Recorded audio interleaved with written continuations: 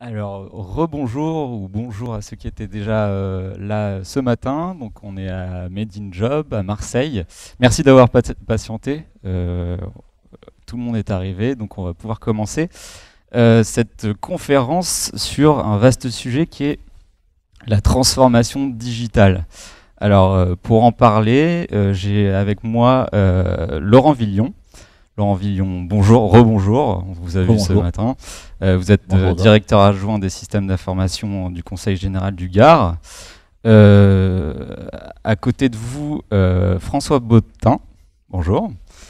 Vous êtes vice-président du Digital Lab CMA-CGM. Vous nous expliquerez un peu en quoi ça consiste tout à l'heure. Hervé Bourdon, bonjour. Bonjour. Vous êtes consultant en e-commerce, fondateur de Check Your E-commerce et président de l'association e-com Provence. Et à côté de vous, Jérôme Savajol, rebonjour. Bonjour. Vous êtes responsable recherche et développement à Delta Assurance. Et enfin, à côté de moi, Frédéric Goré, bonjour. Vous êtes Digital Project Manager au groupe Vacances Bleues. Alors, le but de cette conférence, j'ai voulu qu'on aille un petit peu derrière ce que cachait l'expression de transformation digitale, parce que on en entend parler tout le temps. Ça a été, le terme a même été repris maintenant. On ne parle plus de réforme en politique, on parle de transformation aussi. Donc, aller un petit peu au-delà de ce mantra et voir ce qui gravite autour de ce concept. Un petit point de contexte. Selon une très récente étude de BPI France, 87% des dirigeants de PME et ETI pensent que la transformation digitale n'est pas un enjeu primordial pour leur entreprise. Voilà, donc je vous laisse un peu méditer là-dessus et on va voir en quoi ils ont peut-être un peu tort. Et côté salarié, enfin, le meilleur moyen selon les salariés d'accompagner la transformation digitale, ça serait de partager la culture digitale par des formations. Donc voilà, donc une petite entrée en matière. Moi j'ai une première question. J'aimerais savoir à tous quelle est votre définition de la transformation digitale. Alors je ne sais pas qui veut se lancer en premier. Je vais me lancer, il en faut un. Il en faut bien un. Ouais, oui, je pense que le mot transformation digitale fait partie des buzzwords en ce moment, donc on y met beaucoup de choses. Moi, aujourd'hui, ma définition de la transformation digitale, c'est de porter un autre regard sur les organisations et sur la manière dont l'informatique au sens large, ça va être la data, ça va être les différentes technologies connectées, les technologies mobiles, vont nous permettre de réinventer des métiers traditionnels et d'apporter un côté disruptif quelquefois ou simplement évolutif pour servir dans le cadre d'organisations commerciales différemment les clients. Donc je pense que si on ne part pas du besoin du client et on est tous clients de quelque chose, on passe à côté, on ne fait pas de la transformation digitale pour le plaisir, mais la technologie doit permettre, de mon point de vue, de changer de regard et de changer d'approche. Sur le client. Sur le client, sur la manière de donner une prestation. D'accord. Les autres, est-ce que vous êtes d'accord avec cette définition ou est-ce que vous voulez la compléter Alors oui, moi je suis d'accord et je compléterai avec un élément qui est le micro. la partie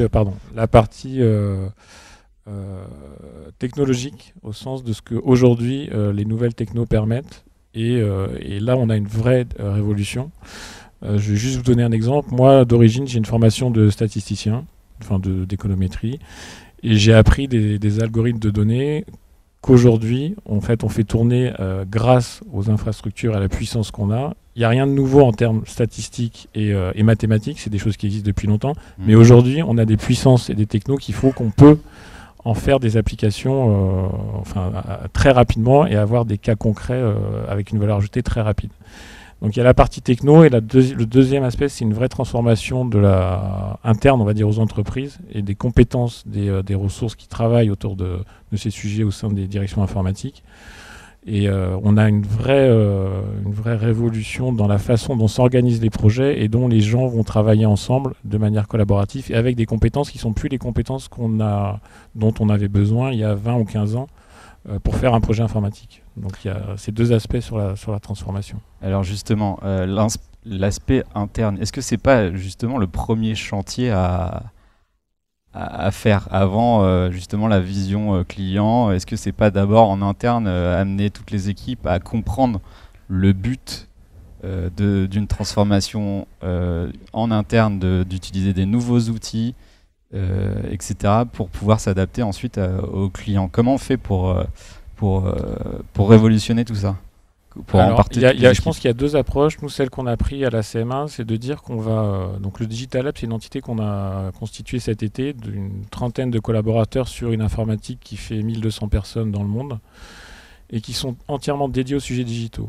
Et donc, on s'est posé la question soit de constituer ce lab avec des gens qui viendraient de l'extérieur et qui auraient les compétences technologiques ou les nouvelles compétences sur ces méthodes de travail, soit on prend des gens qui sont internes, qu'on accompagne et qu'on va transformer en fait. On va faire évoluer leurs compétences pour repartir sur du digital. On a pris cette option-là. Donc on construit notre Digital Lab avec des gens qui connaissent le système d'information et qui connaissent les métiers de la CMA. Et au fur et à mesure, on va les accompagner et les former pour qu'ils acquièrent ces nouvelles compétences et ces nouvelles technos. Mais on le fait aussi par un système de preuve par l'exemple.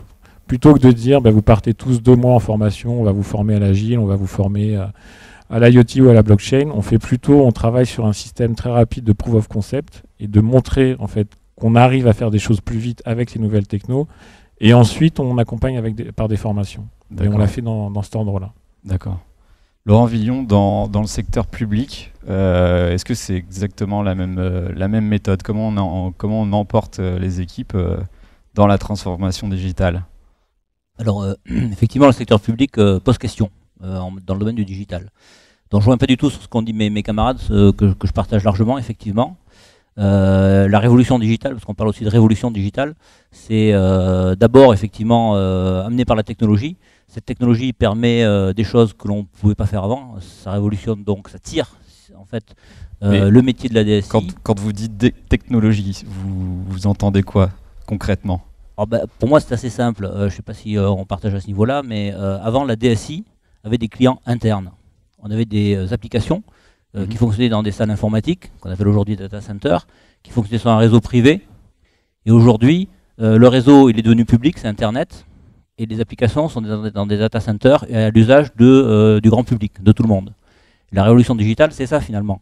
C'est la puissance informatique qui sort du champ privé de l'informatique, qui se répand dans le domaine du grand public et qui permet notamment aux statisticiens d'avoir des données qu'avant on n'avait pas ou qu'on n'avait qu'en interne sur le fonctionnement ou le comportement des utilisateurs internes. Et ça révolutionne toute l'entreprise et toute la structure organisationnelle qui utilise ces moyens, puisque la DSI doit sortir de son rôle interne, les métiers doivent utiliser une technologie qu'avant ils n'utilisaient pas, ils doivent se l'approprier et le business model s'en trouve changé. Le problème que l'on a dans le secteur public, on ne méconnaît pas cette évolution puisqu'on utilise, comme nos collègues du privé, les mêmes technologies, les mêmes méthodes de travail, etc.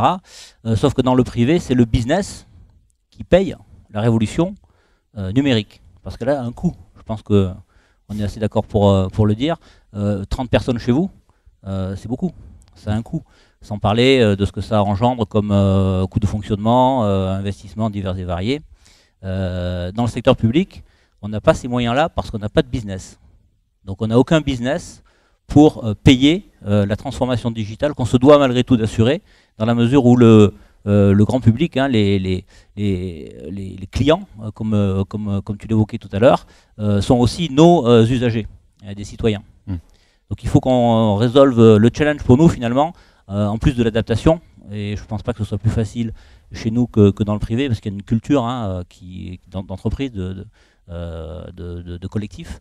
En plus de ce challenge-là, on doit en interne persuader nos décideurs, les hommes politiques, que la société change et qu'il faut s'adapter à cette société. Alors, ils en conviennent de ça, hein, c'est pas un souci. Pour avoir des voix aux élections, il faut satisfaire le citoyen qui par ailleurs vote. Néanmoins, il faut arriver à les convaincre de mettre un petit peu d'argent sur la table quand même et de trouver des business models. D'accord. Frédéric Goré,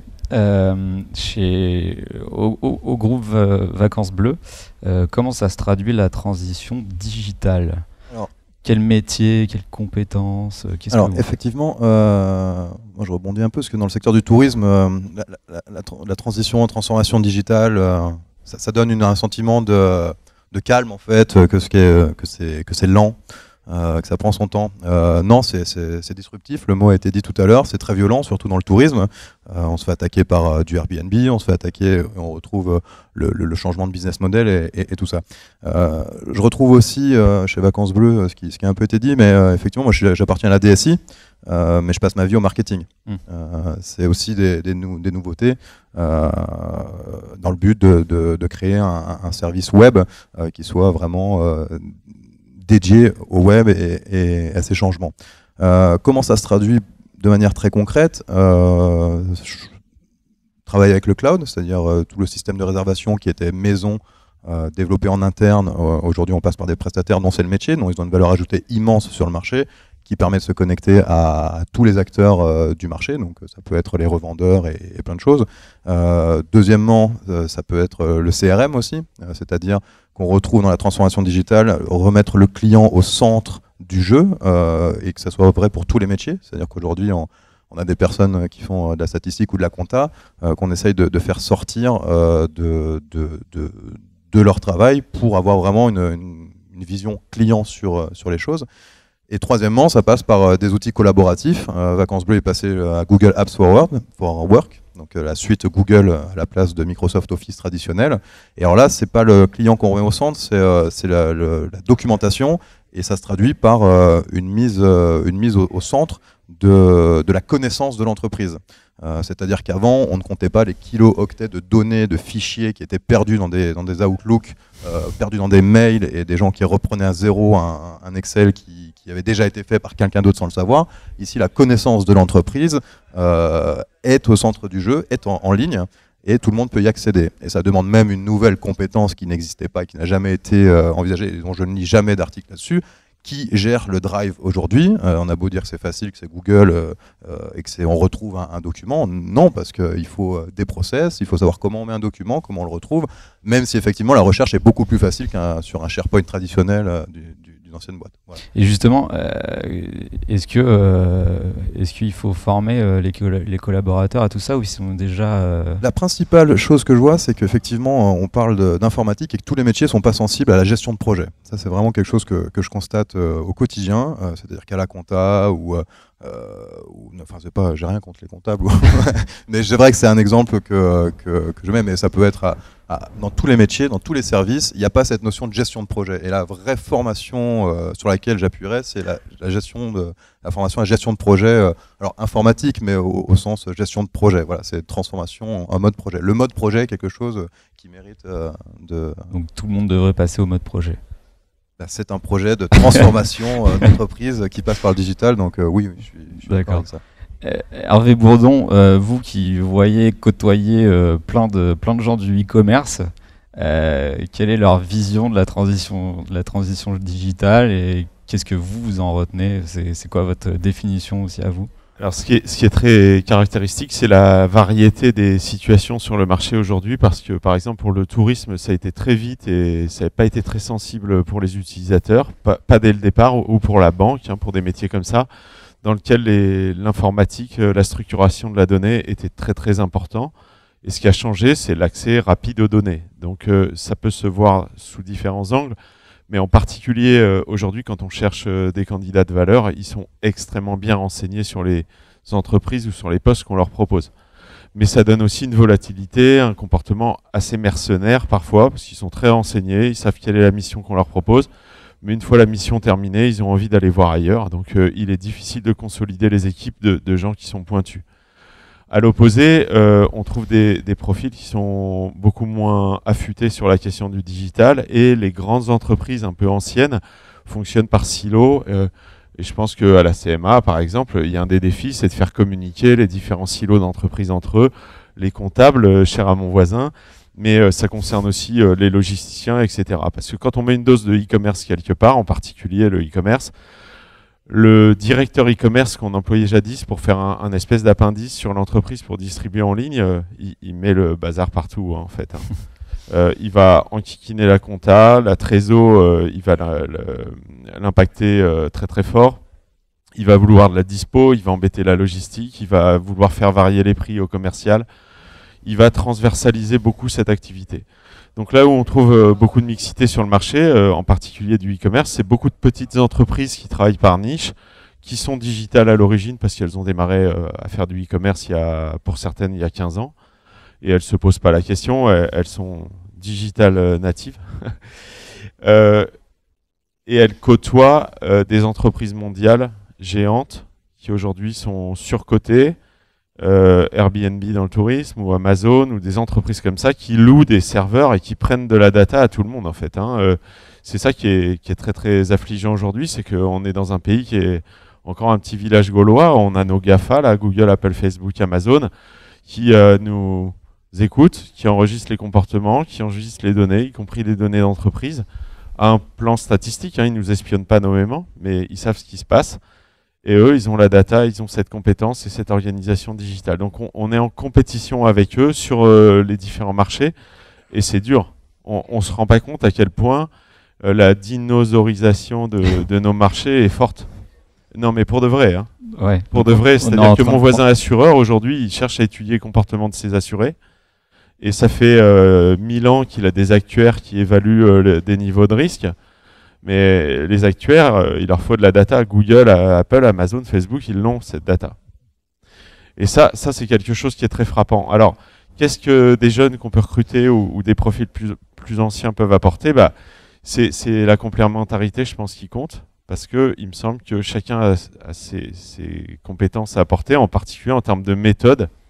La DSI sait organiser des déploiements, sait sécuriser, enfin c'est son métier en tout cas, ou gérer des projets. Et c'est là que je pense qu'il ne faut pas être exclusif sur le digital parce que en fait les clients ils sont pas digitaux, ce sont des clients, c'est tout. C'est pas compliqué, les employés sont pas digitaux, ils ont des mobiles dans les pattes et ils font ce qu'ils peuvent avec. Donc pour les satisfaire, il faut s'adapter. En fait, c'est une histoire de compétition. La disruption, elle est vieille comme le monde. Justement, comment on fait pour s'adapter ? En fait, il y a là dans l'étude de la BPI, 38% des dirigeants PME ETI pensent que la transition digitale, ça sert à rien du tout, c'est pas utile. La moitié, 52%, commencent à tester mais manquent de budget et de compétences. Et 10%, ceux qui sont qualifiés les conquérants, sont enthousiastes, veilleurs, mais se disent freinés par les problèmes organisationnels. Alors, est-ce que la transition digitale, c'est un enjeu de quoi ? De culture d'entreprise, de compétences, de quoi ? Jérôme ?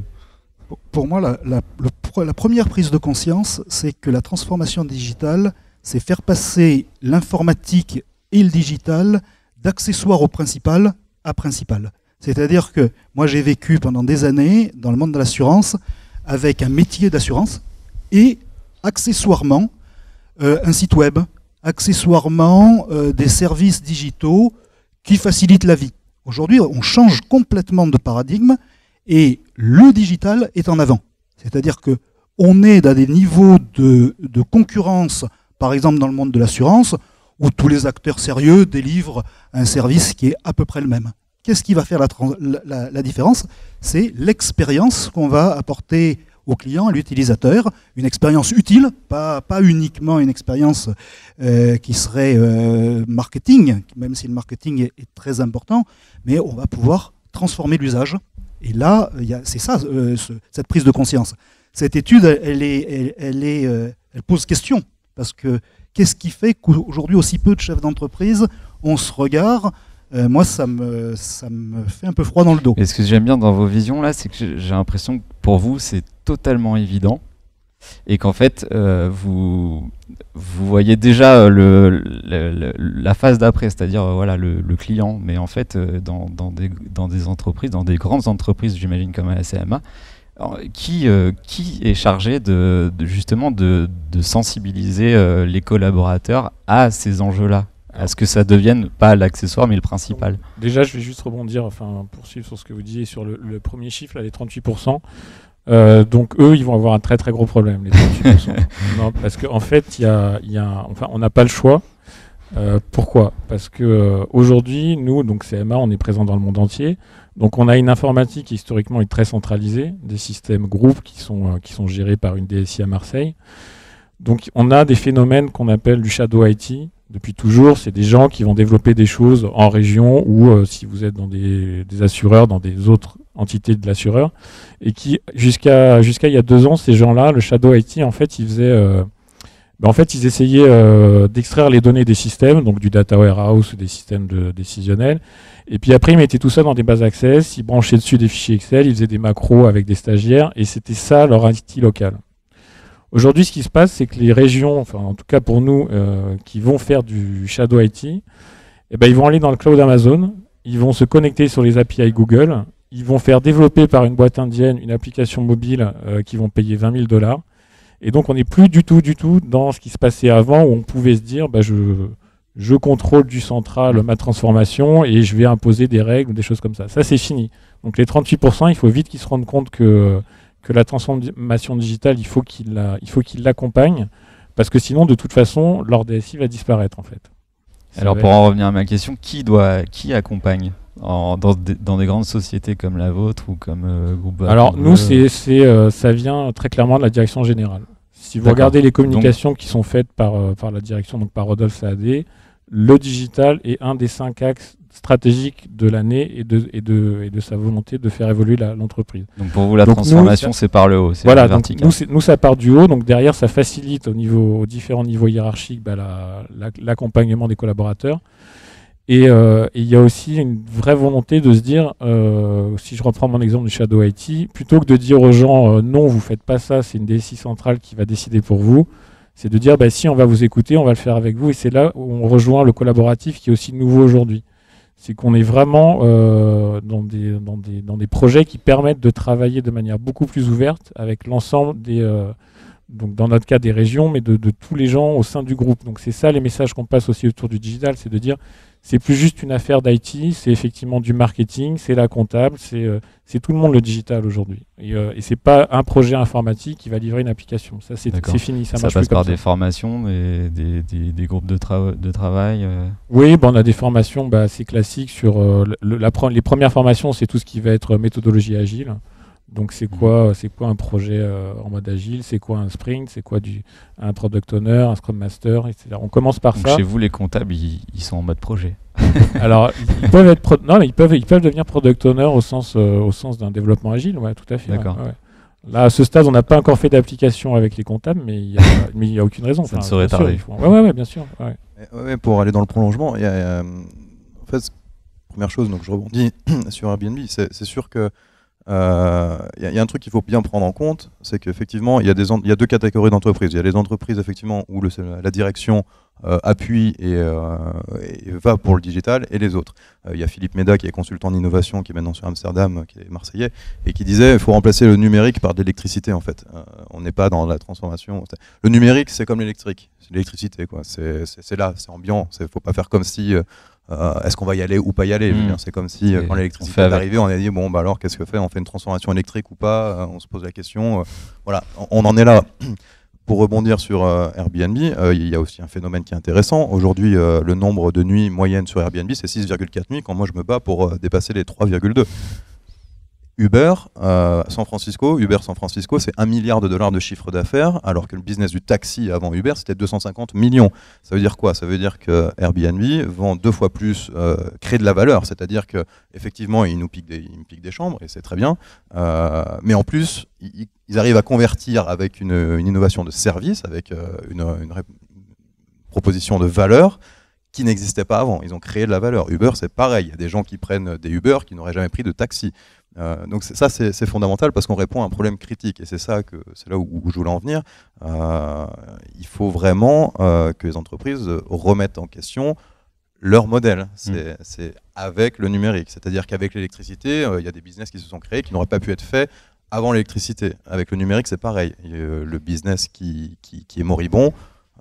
Et moi, ce dont je parle, c'est en interne. Alors ça a l'air très évident comme ça. C'est sûr qu'aujourd'hui, l'électricité, on s'en passe pas. Et il va falloir qu'on se passe pas du digital. Mais pour le moment, il y a des personnes qui se passent très bien du digital. En interne, c'est comprendre que la digitalisation de l'entreprise, ce n'est pas mettre des documents Word en PDF. Non, parce que c'est ça, transformation digitale. Mais moi, j'ai tout sur PDF et c'est super. Et c'est stocké dans un Dropbox. Non, justement, c'est remettre. Et ça, c'est pour ça que c'est une question de direction, de CEO. Les messages à faire passer par la direction, c'est ça. Mais c'est aussi une question de vision et de direction. Vacances Bleues a bien compris parce qu'elle a essayé. Et je reviens sur les principes de proof of concept. Et avec le numérique, il faut, avec tout ce qui est innovation de manière générale, il faut accepter d'essayer des choses au risque de se tromper. Et la valeur, elle est là. C'est en se trompant qu'on va trouver des nouvelles sources de valeur. Et c'est ça qu'il faut comprendre. C'est-à-dire qu'il va falloir essayer des nouvelles choses. Un business model, ça ne se décrète pas, ça se découvre. Voilà, c'est le... Hervé, vous vouliez rajouter je pense que ce qui est vraiment important dans les valeurs que tu viens de donner, là, c'est que, en fait, je pense que chez CMA, ça doit être patent. On a des résultats ou des indicateurs de performance sur des projets, des tests, des lancements très très rapidement. La manière de travailler de Airbnb permet de savoir si tel logement mis en ligne avec telle ou telle photo, ou plutôt telle ou telle photo, va plus ou moins remonter. Or, ça, c'était des pratiques qui, il y a 10 ans, étaient inconnues. On jouait sur les prix. La variable, c'était le prix, la disponibilité. Aujourd'hui, on introduit des critères qualitatifs qu'auparavant, on négligeait. On a de la data de manière extrêmement fine. C'est pareil pour mon voisin. Il est habitué à qualifier ses clients ou assurés en fonction de leur âge, de leur situation géographique ou de je ne sais pas quel paramètre. Une fois que tu as mis une puce dans une voiture, tu sais comment conduit la personne, donc tu as de l'information individuelle. Et je crois que c'est une façon de travailler qui doit et faire abandonner de l'autorité descendante, mais qui doit impliquer toute l'entreprise. Donc ça pose vraiment des problèmes de motivation, d'animation d'équipe, le lean, l'entreprise agile, c'est pas que du pipeau. Les 38% qui veulent pas bouger, ils ont peur de ça aussi.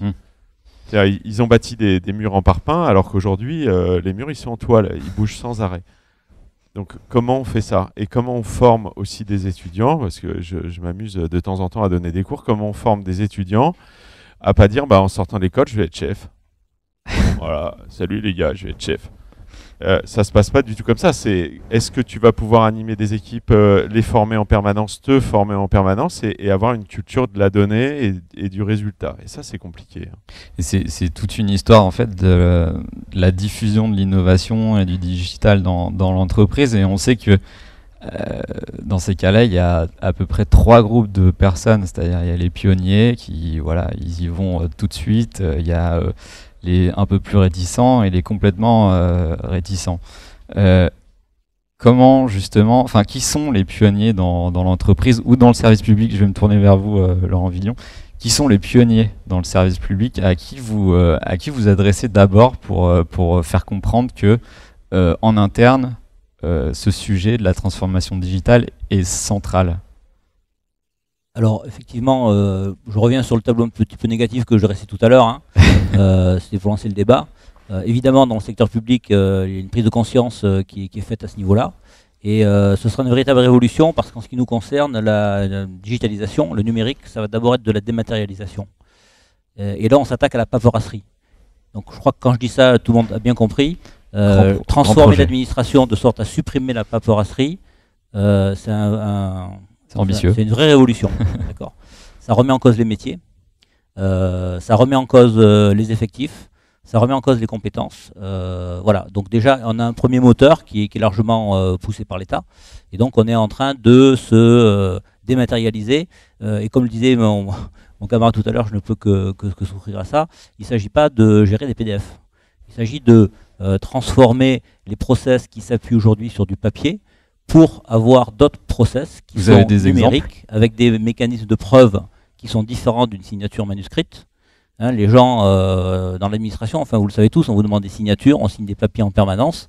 Ça va disparaître demain. Alors il y a la blockchain, etc. Donc il y a énormément d'évolutions numériques, d'évolutions technologiques qui nous poussent à ça. Mais le mettre en place dans l'entreprise aujourd'hui, c'est extrêmement compliqué. Enfin, dans l'administration, pardon. Je suis un peu contaminé par l'environnement privé qui est le nôtre aujourd'hui. Et c'est ce à quoi on travaille. Donc on met en place, pour ce faire, effectivement, la conduite de projet est importante. Mais ce qu'il faut, enfin, ce qu'on perçoit nous, c'est que les concepts classiques de conduite de projet, y compris, enfin, notamment ceux que l'on a en matière informatique, hein, avec spécification, réalisation, contrôle, pour parler du cycle en V que probablement tout le monde connaît ici, c'est remis en cause, on fonctionne différemment, on est en mode itératif, etc. Et on est amené à développer des transversalités au sein de la structure qui n'existaient pas avant. On demande sur un process donc, de numérisation ou de dématérialisation, on l'appelle comme on veut, on a un projet classique, on met en place un logiciel qui va permettre de gérer, une solution numérique qui va permettre de gérer la nouvelle problématique, mais pour faire fonctionner ce projet, il faut impliquer dans ce projet en transversalité des thématiques communes au sein de la structure qui amènent à casser les silos que l'on évoquait tout à l'heure, comme la gestion des RH, parce qu'on va recycler, on va devoir, enfin recycler, excusez-moi de ce terme un peu facile, mais enfin il faut reconvertir les gens, les former, leur expliquer que leur métier a changé ou que leur métier a disparu. C'est pas simple, surtout quand on en a plusieurs centaines. Hein. Un département comme le nôtre, 750 000 habitants, c'est 3000 et quelques agents qui font des métiers comparables, répartis sur le territoire avec des fois des méthodes différentes. Donc c'est des enjeux d'homogénéisation des process, de transversalité, de conduite du changement en fait. Et je partage complètement ce qui a été dit précédemment. Oui, ça doit venir d'en haut, donc pour nous ça arrive par le politique. Hein. Effectivement, le politique, je l'évoquais tout à l'heure, il faut qu'il trouve les moyens. C'est pas simple, mais on a des marges de manœuvre. Bon, rassurons-nous là-dessus, sans avoir augmenté les impôts, je vous rassure aussi. Et à partir de là, la volonté politique fera le reste. Donc ça doit être porté par le politique, mais ça doit surtout être porté en interne par le management intermédiaire. Et la façon dont on procède, c'est que l'on anime des groupes de travail, on explique, on rencontre les directeurs. Hein. Bon, en ce qui nous concerne, le bon échelon, c'est la direction, c'est une entité assez homogène. Et on fait beaucoup d'évangélisation pour essayer de les amener à réfléchir sur leurs pratiques et à les faire changer celles-ci pour tirer, et ça a été dit tout à l'heure aussi, hein, demain, c'est pas un chef, c'est pas des chefs dont on a besoin. Ce sont des leaders qui seront capables d'accompagner leurs équipes dans le changement de leurs pratiques et de leur métier. D'accord. Alors, je me tourne vers le public. Est-ce que quelqu'un a des questions sur tout ça? Il est temps d'en profiter. Ils sont devant vous. Ah, oui, il y en a une. Alors, attendez. Juste... Bonjour. Je travaille dans une société de conseil en data science qui s'appelle Quantmetry. Je vais mettre le micro plus près. Je voulais éventuellement compléter en fait ce qui avait été dit et avoir votre avis du coup sur ce point de vue, notamment sur la transformation digitale. Donc on a abordé les aspects infrastructure, les aspects data science, les aspects algorithme, machine learning. En fait, je pense qu'il y a un aspect qui est très important et que j'ai pu rencontrer dans certaines missions que sur lesquelles j'ai pu intervenir.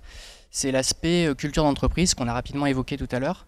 Et notamment l'implication de l'ensemble des collaborateurs d'une entreprise, c'est-à-dire pas que ceux qui sont concernés par les projets en eux-mêmes, donc pas que le Data Lab, pas que la DSI et pas que les métiers en particulier, mais l'ensemble des collaborateurs pour pouvoir en fait démystifier quelque part tout cet aspect Big Data, cet aspect données personnelles qui pourraient être utilisées à tort et à travers.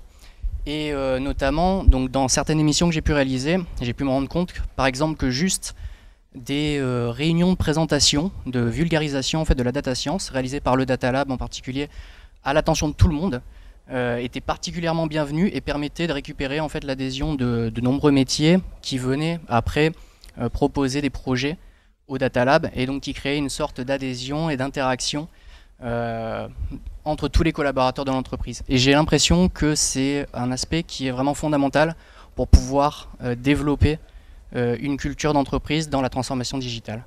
Voilà, si vous pouvez me donner votre avis là-dessus. Oui, alors ça rejoint le point tout à l'heure quand j'ai dit que la transformation chez nous, en tout cas, vient du haut. Pour rejoindre la question de juste avant, en fait, elle vient aussi forcément des équipes. Et en fait, c'est super facile, cette transformation. Pourquoi? Parce que si on reprend le point de dire que toutes les équipes vont travailler ensemble, donc on n'a plus l'IT et les différents business, on reprend le comptable, tout le monde est ensemble sur le projet. Donc moi, ça fait 20 ans que je fais de l'informatique et des projets informatiques. Avant, en fait, dans les cycles en V classiques, on passait quasiment 9 projets sur 10 à s'engueuler avec le métier sur base de c'est pas le bon document que vous avez spécifié, c'est pas ça que je voulais, quand on arrivait en test, c'était pas les bons tests, etc. Ça, depuis qu'on fait du digital, je le vis absolument plus. Ça n'existe plus. Pourquoi? Parce que les métiers sont embarqués avec nous dans la partie conception de nos POC et de nos maquettes, et donc on arrive plus, mais réellement, il n'y a plus aucune situation qu'avant j'ai vécu des dizaines de fois, de gens qui vous disent mais cette appli c'est pas ce que je voulais, il me manque ci, il me manque ça, je veux ça en plus, je suis pas content, on va pas le mettre en prod, etc. Ça n'existe plus avec les projets digitaux. Et c'est aussi flagrant dans, si on mesure, pour prendre un indicateur factuel, le nombre d'incidents lors des phases de test. Avant, on avait différentes phases de test qui s'enchaînaient, des tests d'intégration, des tests end-to-end, et à chaque fois, on avait X% de bugs, etc. Quand on fait un projet digital en mode agile, on a quasiment, je ne vais pas dire zéro defect, mais en tout cas, on a zéro defect de compréhension du besoin par les équipes IT. Et donc après, la transformation se fait naturellement, parce qu'évidemment, tous les métiers vont vouloir, bon, on peut montrer de la data, comme vous le dites, mais aussi, ça se sait que les projets se passent comme ça, les métiers sont contents, les équipes IT sont contentes et donc aussi se transforment. Et donc, ça crée réellement un cercle vertueux et une émulation qui fait que la transformation, elle vient du haut, mais elle vient aussi très clairement des équipes qui comprennent que c'est quand même beaucoup plus sympa de bosser sur un mode comme ça que de bosser sur un truc où je livre des specs, j'attends, c'est pas la bonne version, je me fais engueuler, etc. etc. Avant, c'était ça.